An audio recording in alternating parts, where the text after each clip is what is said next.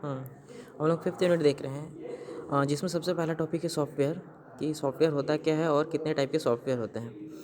सबसे पहले सॉफ्टवेयर को समझते हैं। सॉफ्टवेयर एक प्रोग्राम होता है जो बहुत सारे इंस्ट्रक्शन से मिलकर बने होते हैं, और जब भी सॉफ्टवेयर रन होता है तो हमें कुछ ना कुछ रिजल्ट और कुछ ना कुछ आउटपुट हमें प्रोवाइड करता है। जो सॉफ्टवेयर होता है कंप्यूटर के हार्डवेयर रिसोर्सेज को यूटिलाइज़ करता है। ठीक है। फॉर एग्ज़ाम्पल, जैसे कंप्यूटर सिस्टम में जो भी हार्डवेयर लगे हैं, जैसे माउस है, कीबोर्ड है, मॉनिटर है, स्कैनर है, प्रिंटर है, ये सारे के पीछे कोई ना कोई सॉफ्टवेयर वर्क कर रहा होता है। बिना सॉफ्टवेयर के ये सारे हार्डवेयर वर्क नहीं करेंगे। ठीक है। सॉफ्टवेयर दो कैटेगरी की होती हैं, एक होता है सिस्टम सॉफ्टवेयर, एक होता है एप्लीकेशन सॉफ्टवेयर, जैसा कि इसमें दिया हुआ है। ठीक है। सिस्टम सॉफ्टवेयर क्या है? सिस्टम सॉफ्टवेयर यूज़र और हार्डवेयर के बीच में वर्क करता है और जितने भी हार्डवेयर रिसोर्सेज हैं उसको मैनेज करता है, और हमें एक ऐसा प्लेटफॉर्म या फिर एक ऐसा इन्वायरमेंट प्रोवाइड करता है जहाँ पर हम अपने अलग अलग छोटे छोटे टास्क को कर सकते हैं। ठीक है। और ये हमें क्या करता है, एक एब्स्ट्रैक्ट व्यू, या फिर ऐसा बोल सकते हैं कि हमें सिर्फ इम्पॉर्टेंट चीज़ों को दिखाता है, और जितने भी बैकग्राउंड डिटेल्स और कॉम्प्लेक्सिटीज़ हैं वो हमसे हाइड रखता है। ठीक है। ताकि हम क्या कर सकें, किसी भी काम को आसानी से कर सकें। ठीक है। जैसे अगर आपको किसी को कॉल करना है तो आप क्या करते हो, सिंपली कॉल बटन पे क्लिक करते हो, वहाँ पे जिस भी नंबर पे कॉल करना है उस नंबर को सर्च करते हो, सेलेक्ट करने के बाद उस पे कॉल पे जैसे क्लिक करते हो कॉल कनेक्ट हो जाता है। लेकिन उसके बैकग्राउंड में बहुत सारे प्रोसेस रन होते हैं, बहुत सारी कॉम्प्लेक्सिटीज़ होती हैं। ऑपरेटिंग सिस्टम, ये सिस्टम सॉफ्टवेयर क्या करते हैं, ये सारी चीज़ों को हमसे हाइड रखती हैं, सिर्फ हमें इंपॉर्टेंट चीज़ों को दिखाया जाता है। ठीक है। एक चीज़ यहाँ पे ध्यान दीजिएगा कि जो एप्लीकेशन सॉफ्टवेयर है वो बिना सिस्टम सॉफ्टवेयर का रन नहीं कर सकता। ये सिस्टम सॉफ्टवेयर के हेल्प से ही वो रन करता है, एग्जीक्यूट होता है। ठीक है। ये सिस्टम सॉफ्टवेयर के कुछ एग्जांपल्स अगर देखोगे तो क्या है इसमें, कि ऑपरेटिंग सिस्टम है, आपका असेंबलर है, कंपाइलर है, इंटरप्रेटर है, डिवाइस ड्राइवर्स है, यूटिलिटी सॉफ्टवेयर्स हैं। ये सारे क्या है, सिस्टम सॉफ्टवेयर के एग्जांपल हैं जो हमें अलग अलग टास्क या फिर अलग अलग काम को करने के लिए हेल्प करता है। ठीक है। इसके बाद हम लोग देखेंगे कि एप्लीकेशन सॉफ्टवेयर क्या होता है। एप्लीकेशन सॉफ्टवेयर वे सॉफ्टवेयर होते हैं या फिर वे प्रोग्राम होते हैं जो किसी स्पेसिफिक काम करने के लिए यूज़ किया जाता है। फॉर एग्ज़ाम्पल, जैसे आपको कोई भी टेक्स्ट को एडिट करना है, किसी इमेज को एडिट करना है, या फिर ब्राउजिंग करना है। ठीक है। कोई मीडिया प्लेयर का यूज़ करना है, तो अलग अलग तरह के टास्क को करने के लिए या फिर स्पेसिफिक टास्क को करने के लिए एप्लीकेशन सॉफ्टवेयर का यूज़ किया जाता है। ये सारे उसके एग्जांपल्स हैं। ठीक है। जैसे आपको कोई डॉक्यूमेंट प्रिपेयर करना है, आप क्या करते हो, एमएस वर्ड को ओपन करते हो, एमएस वर्ड में वहाँ पे अपना डॉक्यूमेंट प्रिपेयर करते हो, उसको सेव करते हो। तो ये एमएस वर्ड, ये सारी चीज़ क्या है, एक एप्लीकेशन सॉफ्टवेयर है जो कोई ना कोई सिस्टम सॉफ्टवेयर पे ऑपरेट हो रहा। जैसे विंडोज 7 का आपका ऑपरेटिंग सिस्टम है और उसमें आप एम एस ऑफिस को इंस्टॉल किए हो, तो एम एस ऑफिस क्या है, एक एप्लीकेशन सॉफ्टवेयर है जो विंडोज़ 7 के ऊपर रन हो रहा है। यदि आपके सिस्टम में विंडोज़ ऑपरेटिंग सिस्टम ही नहीं होगा तो वो क्या है, एप्लीकेशन सॉफ्टवेयर वहाँ पे वर्क नहीं करेगा। ठीक है। तो यहाँ पे यही चीज़ बताने की कोशिश कर रहा हूँ कि जो एप्लीकेशन सॉफ्टवेयर है वो बिना सिस्टम सॉफ्टवेयर के रन नहीं करेगा। यहाँ पे सिस्टम सॉफ्टवेयर और एप्लीकेशन सॉफ्टवेयर में कुछ मेन डिफरेंसेस दिए हुए हैं, कुछ पॉइंट्स दिए हुए हैं। इसको यहाँ पे देखते हैं कि क्या कौन कौन से पॉइंट्स हैं। जैसे सबसे पहला पॉइंट अगर देखोगे कि सिस्टम सॉफ्टवेयर प्रोग्राम का वह समूह होता है जिसको उपयोग प्रोसेस को एग्जीक्यूट व कंट्रोल करने के लिए किया जाता है। ठीक है। सिस्टम सॉफ्टवेयर जनरली यहाँ पे क्या बताना चाह रहा है कि जो सिस्टम सॉफ्टवेयर है सिस्टम को ऑपरेट करता है, और सिस्टम के जितने भी बैकग्राउंड की चीज़ें हैं, जैसे मेमोरी को मैनेज करना, प्रोसेस को मैनेज करना, ठीक है, किसी दूसरे प्रोसेस को कंट्रोल करना, शेड्यूलिंग, बहुत सारे ऐसे बैकग्राउंड प्रोसेस है जो सिस्टम सॉफ्टवेयर परफॉर्म करता है। जबकि एप्लीकेशन सॉफ्टवेयर क्या होता है, एप्लीकेशन सॉफ्टवेयर किसी स्पेशल पर्पस से उसको, या फिर किसी स्पेसिफिक पर्पस से उसको यूज़ किया जाता है। ठीक है। सिस्टम सॉफ्टवेयर, सेकंड पॉइंट देखते हैं। सेकंड पॉइंट में क्या दिया, सिस्टम सॉफ्टवेयर के द्वारा यूज़र व कंप्यूटर के बीच एक संपर्क स्थापित किया जाता है, या फिर ऐसे बोल सकते हैं कि यूज़र और हार्डवेयर के बीच में इंटरफेस का काम करता है। क्योंकि यूज़र जो है डायरेक्टली हार्डवेयर को यूज़ नहीं कर सकता, हार्डवेयर को एक्सेस करने के लिए हमें सिस्टम सॉफ्टवेयर की रिक्वायरमेंट होती है। ठीक है। सिस्टम सॉफ्टवेयर हमें हेल्प करता है उन सारे हार्डवेयर रिसोर्सेज को यूटिलाइज़ करने के लिए, एक्सेस करने के लिए। जबकि यहाँ पे जो एप्लीकेशन सॉफ्टवेयर होता है वो क्या होता है कि सिस्टम सॉफ्टवेयर जो जैसे ऑपरेटिंग सिस्टम के ऊपर एग्जीक्यूट होता है। यदि सिस्टम सॉफ्टवेयर नहीं होगा तो वहाँ पे एप्लीकेशन सॉफ्टवेयर पे काम नहीं कर सकते हम लोग। ठीक है। सिस्टम सॉफ्टवेयर, देखिए सिस्टम सॉफ्टवेयर क्या है, एप्लीकेशन सॉफ्टवेयर का बेस होता है, जबकि एप्लीकेशन सॉफ्टवेयर क्या होता है, सिस्टम सॉफ्टवेयर का एक सब क्लास होता है। ठीक है, जो सिस्टम सॉफ्टवेयर होता है ये मेन क्लास बोल सकते हैं, और उसके अंदर जो अलग अलग एप्लीकेशन सॉफ्टवेयर हैं वो उसके सब क्लासेस हैं। ठीक है, सिस्टम सॉफ्टवेयर के रूप में ऑपरेटिंग सिस्टम यूज़ किया जाता है, जबकि एप्लीकेशन सॉफ्टवेयर के रूप में नोटपैड, वर्डपैड, ठीक है, ब्राउज़र, ये सारे क्या हैं एप्लीकेशन सॉफ्टवेयर के एग्जांपल्स हैं। फिफ्थ पॉइंट अगर देखोगे तो सिस्टम सॉफ्टवेयर के द्वारा कंप्यूटर हार्डवेयर को कंट्रोल किया जाता है, एप्लीकेशन सॉफ्टवेयर के द्वारा यूज़र के इच्छित काम को करने के लिए नियोजित किया जाता है। ठीक है, तो ये सारे कुछ बेसिक पॉइंट्स है जो मेन डिफरेंसेस है सिस्टम सॉफ्टवेयर एप्लीकेशन सॉफ्टवेयर के, जिसको यहाँ पे दिया गया है। ठीक है, आगे के टॉपिक्स को देखते हैं। आगे आपका ये क्या है, आप ओपन सोर्स सॉफ्टवेयर क्या होता है, ओपन सोर्स सॉफ्टवेयर कैसे काम करता है। ओपन सोर्स सॉफ्टवेयर ऐसे सॉफ्टवेयर होते हैं जिसको आप इंटरनेट से फ्रीली डाउनलोड कर सकते हो और उसके सारे फंक्शनैलिटी और उसके सर्विसेज को आप फ्रीली यूज़ कर सकते हो बिना कोई रिस्ट्रिक्शन का। ठीक है, फॉर एग्जांपल यहाँ पे देखिए कुछ एग्जांपल दिए हुए हैं, जैसे मोजिला फायरफॉक्स है, मोजिला फायरफॉक्स है, ओपन स्यूज़ है, उसके बाद क्या है ओपन ऑफिस है। ये कुछ एग्जांपल है, ऐसे बहुत सारे और भी एग्जांपल है ओपन सोर्स सॉफ्टवेयर को जिसको आप फ्रीली यूज़ कर सकते हो। जैसे एम एस ऑफिस को आप क्या कर सकते, ऑफिस ओपन, ठीक है, ये ओपन ऑफिस को आप इंटरनेट से फ्रीली डाउनलोड करके उसके सारे टूल्स को यूज़ करके कोई भी डॉक्यूमेंट आप बना सकते हो। डॉक्यूमेंट में कुछ एडिटिंग, कुछ मॉडिफिकेशन उसको सेव कर सकते हो। कहने का मतलब उसके सारे टूल्स और उसके सारे सारे सर्विसेज को आप फ्रीली यूज़ कर सकते हो, तो उसको हम लोग ओपन सोर्स सॉफ्टवेयर बोलते हैं।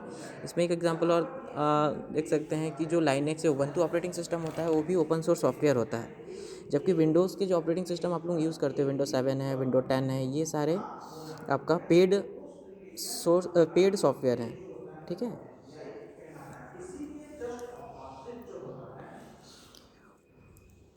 ठीक है, इसमें अगला टॉपिक अगर देखेंगे कि प्रोग्रामिंग लैंग्वेज क्या होता है। प्रोग्रामिंग लैंग्वेज समझने के पहले ये समझो कि हम लोग लैंग्वेज किस लिए पढ़ते हैं, लैंग्वेज की रिक्वायरमेंट हमें क्यों है। लैंग्वेज जनरली हम लोग किस लिए देखते हैं, जब भी हमें कोई फीलिंग शेयर करना रहता है या फिर हम किसी से कम्युनिकेट करना चाहते हैं, हमारी चीज़ों को समझाना चाहते हैं, तो वहाँ पे कोई ना कोई लैंग्वेज का यूज़ करते हैं। ठीक है, जैसे इंग्लिश लैंग्वेज, हिंदी लैंग्वेज हो गया, ये सारे लैंग्वेज का यूज़ करके आप क्या करते हो, आप अपने इन्फॉर्मेशन को किसी दूसरे तक पहुँचाते हो या फिर अपने फीलिंग्स को शेयर करते हो। ठीक है, इसी तरह कंप्यूटर के साथ कम्युनिकेट करने के लिए यहाँ पे कंप्यूटर में भी प्रोग्रामिंग लैंग्वेज यूज़ होती है, जिसके हेल्प से हम लोग क्या कर सकते हैं, कंप्यूटर से कम्युनिकेट कर सकते हैं। और कंप्यूटर में कोई नया प्रोग्राम बनाना है तो हम लोग प्रोग्रामिंग लैंग्वेज की हेल्प से कोई नया प्रोग्राम को क्रिएट कर सकते हैं। ठीक है, ये जो लैंग्वेजेस होती हैं कंप्यूटर में, इसको दो कैटेगरी में डिवाइड किया गया है। एक होता है लो लेवल लैंग्वेज और एक होता है हाई लेवल लैंग्वेज। इसको समझिएगा, इसमें लो लेवल लैंग्वेज जो होता है, लो लेवल लैंग्वेज ऐसा लैंग्वेज होता है जो मशीन के ज़्यादा क्लोज होता है, जो मशीन जिसको अच्छे से समझ सकता है। ठीक है, या फिर जिसको डायरेक्टली समझ सकता है, उसको लो लेवल लैंग्वेज बोलते हैं। लो लेवल लैंग्वेज में के अंदर भी दो लैंग्वेज, यहाँ पे इसको हम लोग दो पार्ट में डिवाइड कर सकते हैं। एक होता है मशीन लैंग्वेज और एक होता है एक असेंबली लैंग्वेज। ठीक है, असेंबली लैंग्वेज के बारे में आगे देखेंगे, पहले मशीन लैंग्वेज देखते हैं कि मशीन लैंग्वेज क्या होता है। मशीन लैंग्वेज ऐसा लैंग्वेज होता है जिसमें जो भी इंफॉर्मेशन स्टोर रहती है,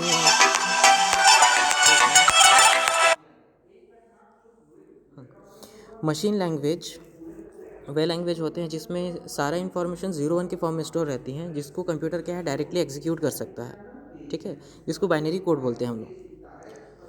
लेकिन बाइनरी कोड को यूज़र्स को समझने में बहुत डिफ़िकल्ट है कि उसको सब उस बाइनरी कोड के बेसिस पे हम किसी भी प्रोग्राम को क्रिएट नहीं कर पाएंगे। वहाँ क्रिएट कर भी पाते हैं तो बहुत वहाँ पे डिफ़िकल्टी।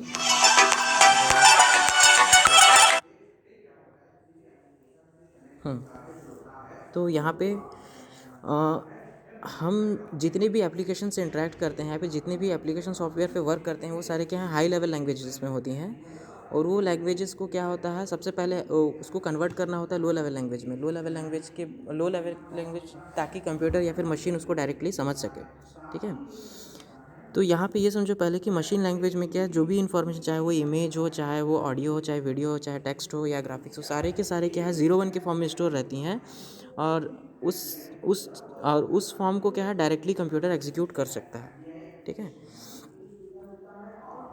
इसी में दूसरा है असेंबली लैंग्वेज। असेंबली लैंग्वेज में क्या है, इसमें कुछ नेमोनिक्स या फिर कुछ कोड्स का यूज़ किया गया, जैसे इंग्लिश वर्ड्स हैं, ठीक है, इंग्लिश वर्ड्स का यूज़ किया गया ताकि हम चीज़ों को याद करके वो काम को कर सकें। जैसे आपको सिंपल एडिशन परफॉर्म करना है तो एडिशन के लिए यहाँ पे आ, आप ये कोड यूज़ कर सकते हो ऐड, ठीक है, या फिर सब्सट्रैक्शन के लिए कोड यूज़ करोगे सब।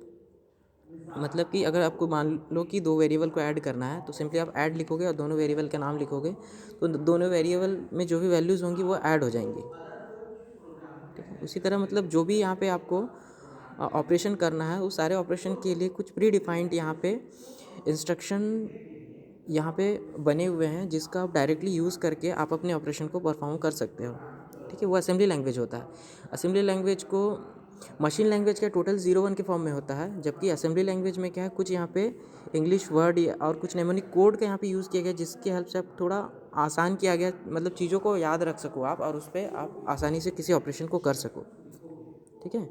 वो आपका असेंबली लैंग्वेज होता है। जबकि यहाँ और जो सेकंड है आपका high level language. High level language क्या होता है, हाई लेवल लैंग्वेज जो होता है, जो यूज़र होता है या फिर जो ह्यूमन होता है उसके ज़्यादा क्लोज होता है, वो आसानी से इसको समझ सकता है, ठीक है, और इस पर काम कर सकता है।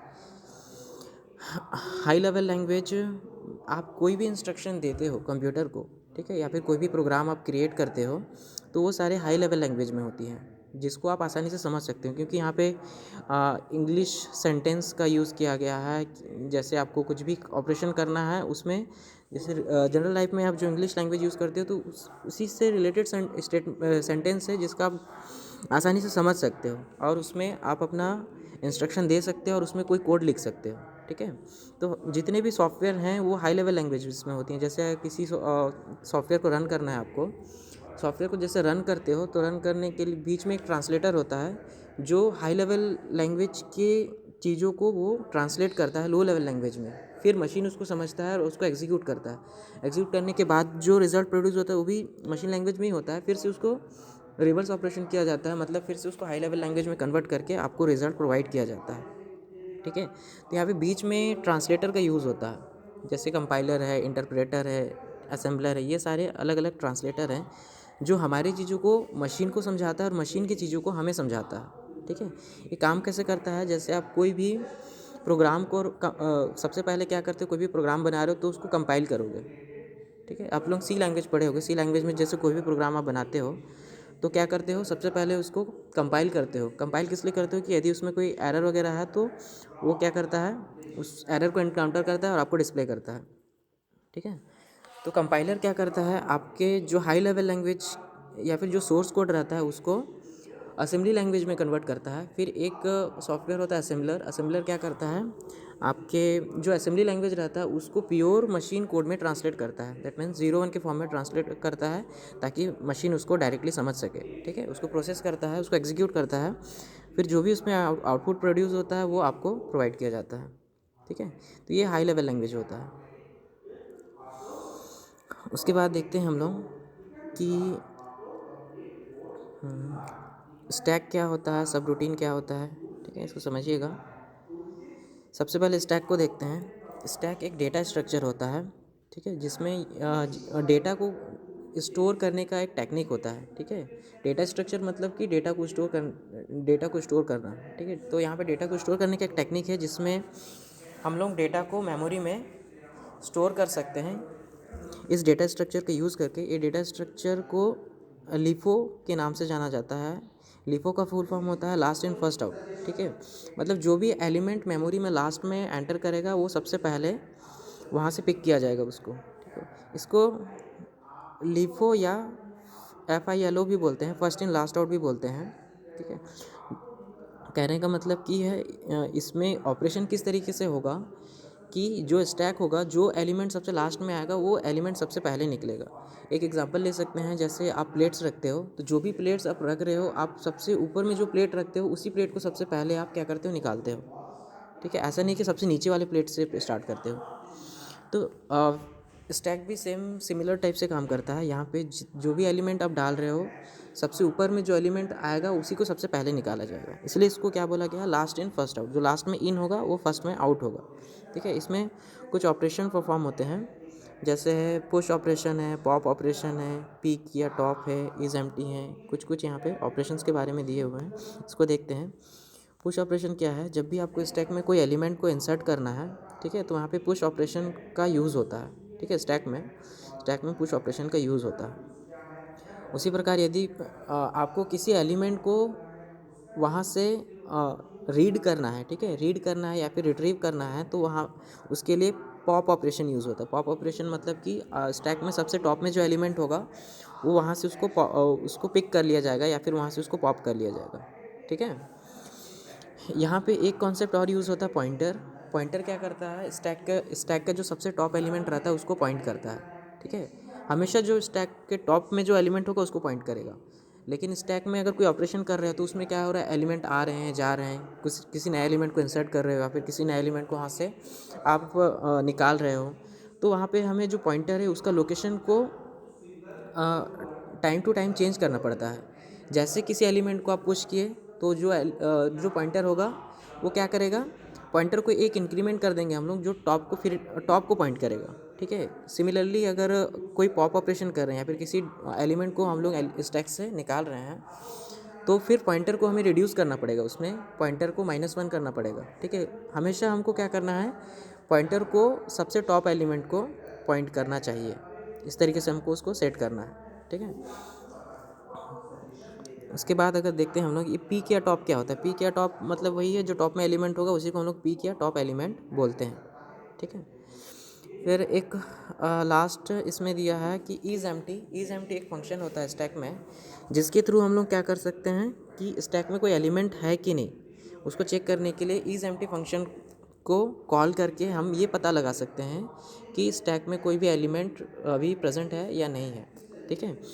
यदि कोई भी एलिमेंट प्रेजेंट नहीं है तो ये जो फंक्शन है ये हमें ट्रू ट्रू रिटर्न करेगा, और यदि कोई ना कोई एलिमेंट ऑलरेडी उसमें है तो क्या करेगा, वो फॉल्स रिटर्न करेगा, ठीक है। तो ये सारे क्या हैं, स्टैक के ऑपरेशंस हैं, ठीक है।